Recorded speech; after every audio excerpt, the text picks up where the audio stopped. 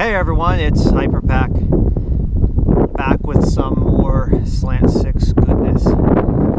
So some folks had asked to see maybe a little bit more of this car here, which is the 79 Plymouth Duster. It's actually a Volare with a Duster option package. I've had this car for almost 30 years. And it was a daily driver for me for the better part of those 30 years. I would say for at least 25 of those 30 years. This is the second vehicle that I have ever owned, and I still have it. So this is the F body platform, and you'll see on this one it's got the Duster badge here. Although it's not really a Duster. Dusters are variants of the Valiant A-body platform. Plymouth brought the Duster back, the Duster nameplate at least, back in 1979 and 1980, and I think again in the late 80s, early 90s, just as an option package, just as a trim package. It's definitely an F-body, even though it has the Duster name. It has nothing to do with the original Duster. And with the Duster package, some of them have the louvers on them. You would get the tape stripe. You would get the bottom two-tone paint on a lot of these. And you get the groovy plaid interior. Yes, that's the best part of this Duster, is the groovy plaid interior. So a little bit more about this car. This is a Slant 6, which a lot of my stuff is. It still has a grille intact. A lot of times you find these F bodies, especially the 78, 79 Volare variants, and this grille is gone. They're very fragile. I still have the hood opening in this grille. It hasn't gone away yet. Alright, here's the heart of the car. This car has, I think, 238,000 miles now on it. It's not the original engine block. Nothing on the drivetrain is original to when I got the car back in 1996. Different engine block, different transmission, different rear end. I've changed all that over the years. It's a factory AC car. You can see it's dirty in here because I haven't cleaned the engine compartment in 20 years. It's also got 200-some thousand miles. And it's a daily driver. So I've got other vehicles that I take to shows and whatnot. So this one has a Megasquirt running the fuel injection. So we've got a multi-port manifold on here. That's actually a Clifford intake, and it's been modified for multi-port injection.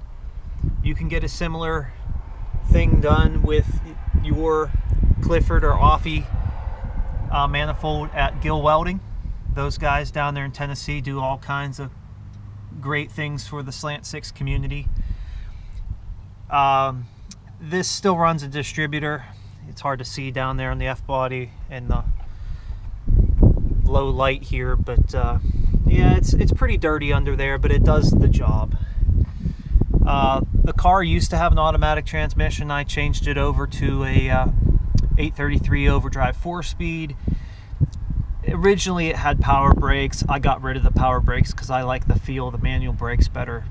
And I probably got rid of 20 pounds of brake booster or something when I got rid of the power brakes. It has power steering. Most of these F bodies that I've seen have power steering. It's got factory air, of course. And the throttle body I put on this little extension tube.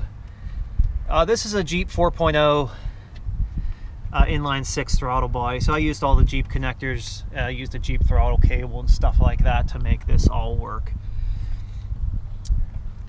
I've upgraded the wheels and tires a little bit. These are 245 45 17s with Mustang bullet wheels. They tend to have a fairly good look, at least I like them on the car. And again, you can tell this is northern car. We've got some rust in there. Okay, the structure of the car is all there, like the bones of it are good, but typical old car stuff. And this has been driven in Pennsylvania winters for about 25 years, so the fact that there's a little bit of rust here and there, and some of the taillights might have crazing in it, stuff. The right side, actually, with the rust, is quite a bit worse. But believe it or not, if you look inside the doors here, like all this stuff is solid.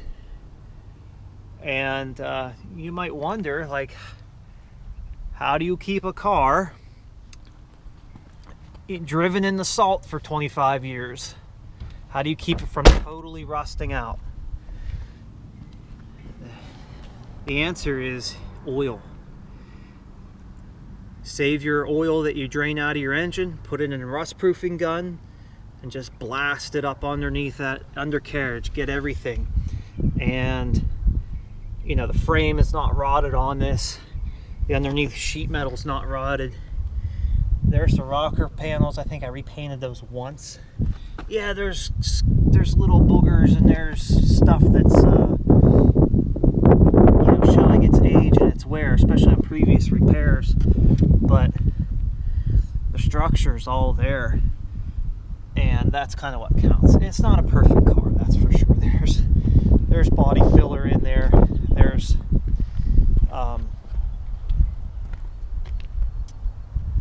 you know, there's been repaints, there's been touch-ups, all that stuff. It has happened. This is one of the later models, of course.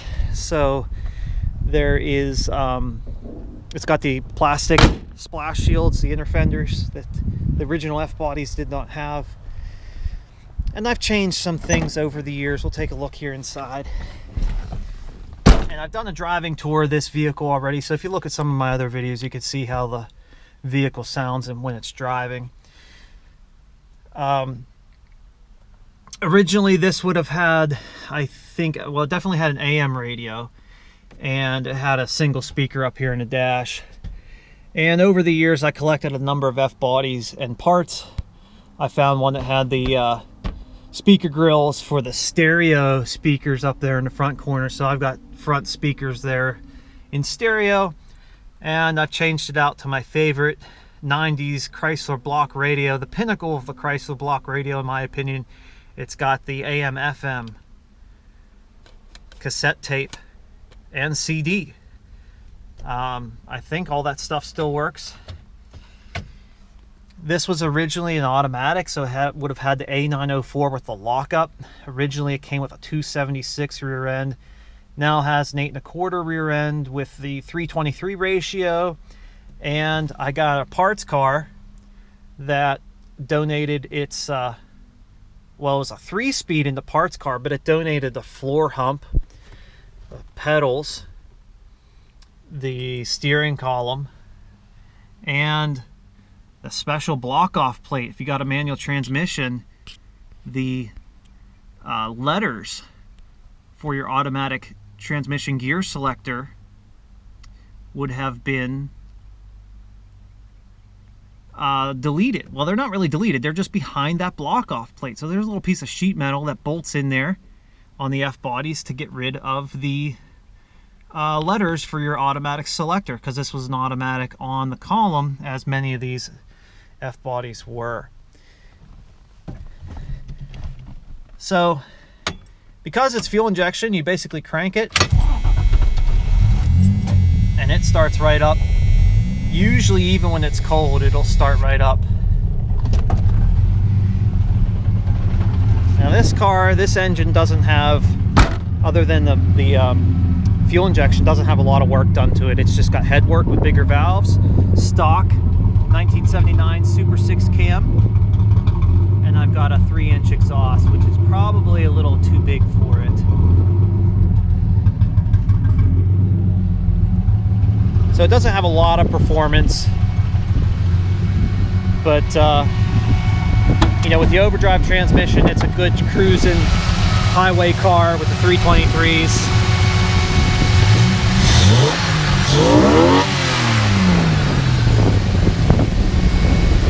So no special things done to the engine other than a little bit of compression and some head work. Next iteration of this car will likely either have more cam or turbo. So that's kind of in the pipeline to get the project worked out. Oh, the other thing that I added too years ago was this is kind of a police car only oil pressure gauge. So you don't see many F bodies with this. It's a factory style oil pressure gauge.